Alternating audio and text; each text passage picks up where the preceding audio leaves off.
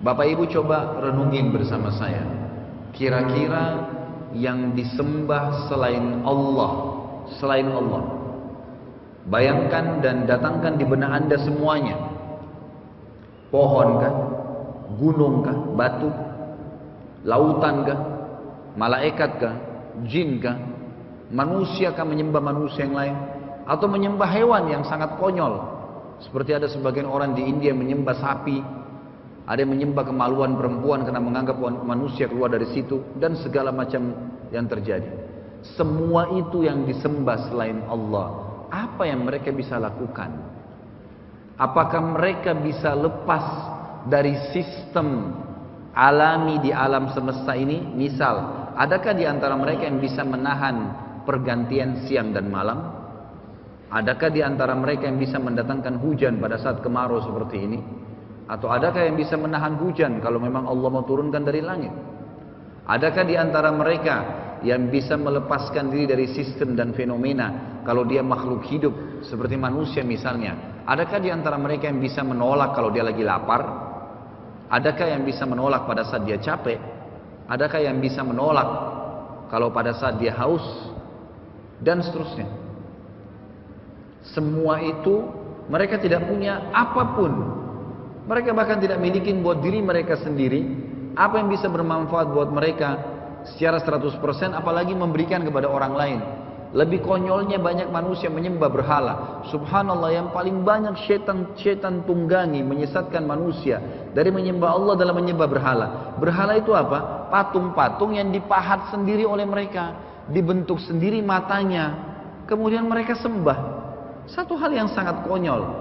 Makanya Ibrahim alaihissalam pada saat mendatangi kuil tempat penyembahan masyarakat Babilonia, beliau sempat mendatangi patung-patung tersebut di hadapan masyarakat Babilonia, kemudian mengambil sebuah batu dan melemparkan batu itu ke arah patung sambil berkata, wahai Tuhan yang dianggap wahai yang dianggap Tuhan oleh masyarakat Babilonia, tidakkah kau marah dengan saya karena saya melemparmu dengan batu? Tentu patung tidak akan menyaut apa-apa, tidak bisa memberikan jawaban apapun, gitu kan. Tapi begitulah masyarakat Babilonia meyakini. Lalu Ibrahim alaihissalam mengelilingi patung-patung semua yang ada di situ.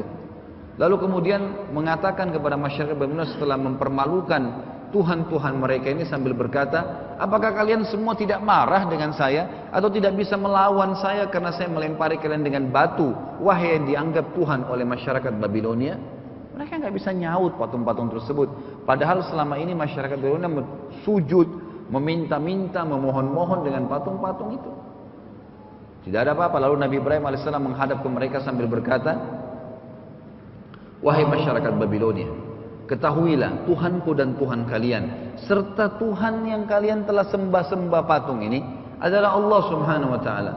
Jangan sembah selain dia, jangan sekutukan dia. Dia telah yang menciptakan langit dan bumi dan segala yang ada di antara keduanya. Masyarakat Babilonia itu sempat terdiam dan mereka bingung, ngikutin nggak ya? Lalu Nabi Ibrahim alaihissalam mengatakan, kalau begitu saya akan melakukan tipu daya, tipu muslihat terhadap Tuhan-Tuhan kalian nih kalau kalian tidak mau tinggalkan. Mereka pun bubar pada malam itu. Ibrahim alaihissalam keluar dari kuil, mengambil kampak, lalu kemudian menghancurkan patung-patung tersebut dengan tangannya. Ada yang kepalanya dipenggal oleh Ibrahim alaihissalam, ada yang tangannya dipotong, ada yang kakinya dipotong, dihancur-hancurin. Lalu kemudian dikumpulkan. Kebetulan kuil itu berbentuk seperti huruf U. Di sekelilingnya semua patung, di tengah-tengah ada patungnya Namrud yang mengaku sebagai Tuhan pada saat itu. Ditaruhlah oleh Ibrahim alaihissalam patung-patung yang sudah dihancurin kepala-kepalanya, ditumpukan patungnya Namrud yang besar, lalu kampaknya ditaruh di tangannya Namrud. Lalu kemudian Ibrahim alaihissalam meninggalkan. Penjaga kuil sempat melihat, tapi penjaga kuil ini sudah tertanam ya dalam bentuk doktrin di benak dia bahwasanya Tuhan ini ya, tidak mungkin ada yang bisa merusaknya. Sudah doktrin, ada yang mendekat saja berbuat yang tidak benar maka akan dikutuk oleh Tuhan-Tuhan ini. Dia melihat Ibrahim AS, dia tidak berani mendekat. Ibrahim ini terlalu berani, luar biasa menghancurkan Tuhan-Tuhan mereka. Maka yang terjadi pada saat itu jemaah sekalian, mereka pun datang pagi hari, mereka melihat kuil mereka jadi rusak semua. Mereka bertanya kepada penjaga kuil, siapa yang lakukan ini? Kata penjaga kuil, anak yang tadi malam tuh, yang bernama Ibrahim. Kata mereka, panggil Ibrahim, kami mau tahu apakah dia benar yang melakukan pada Tuhan-Tuhan kami, dan kenapa dia lakukan? Maka Ibrahim AS pun didatangkan, lalu Ibrahim ditanya, apa kau lakukan ini hai Ibrahim kepada Tuhan kami? Apa kata Ibrahim AS kepada mereka? Kenapa kalian tanya kepada saya? Yang pegang kampak itu siapa? Itu Tuhan kalian yang paling besar. Tanya kepada dia kalau memang dia bisa berbicara. Maka Allah mengatakan mereka pun kembali kepada diri mereka sendiri. Dan satu sama lain sambil berkata, kalianlah yang telah salah dengan keyakinan kalian.